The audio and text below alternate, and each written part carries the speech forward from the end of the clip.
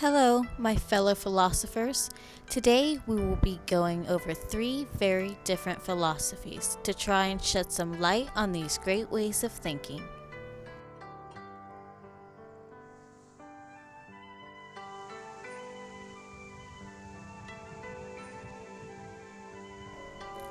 Ikigai is a reason for being, a Japanese concept referring to having a direction or purpose in life, just like the wind in the trees.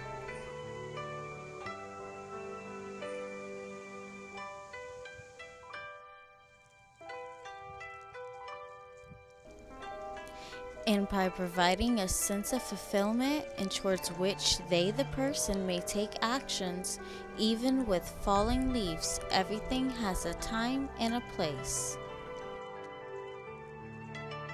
giving them satisfaction and a sense of meaning. Just like water, you can become whatever your heart desires.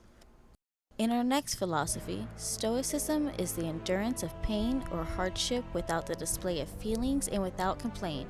Take, for example, the moon. After all its hardships, it is still present, much like you and me. Much like in today's world, just like this dead tree branch, no matter how hard we fall, this will not affect the entirety of the tree. Even our animals, like the snake, only worries about the most basic of needs, to feed and to reproduce, much like humans do today. The only difference is we find ways to keep ourselves distracted, if possible, till we give in to our natural nature intended urges.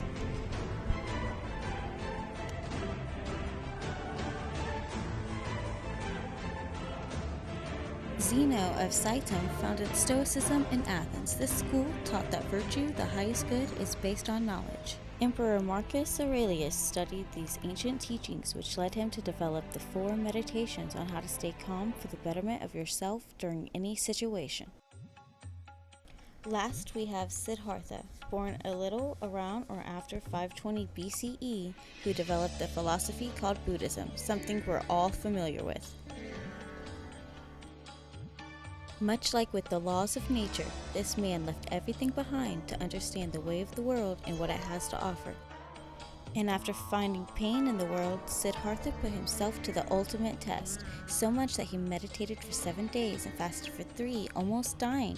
Then he had a revelation to be highly enlightened: Buddhism. Thank you guys for everything. I really hope you enjoyed this, and I hoped you also learned something today. Same thing with me. I definitely did. So, to philosophy or not to philosophy? You decide.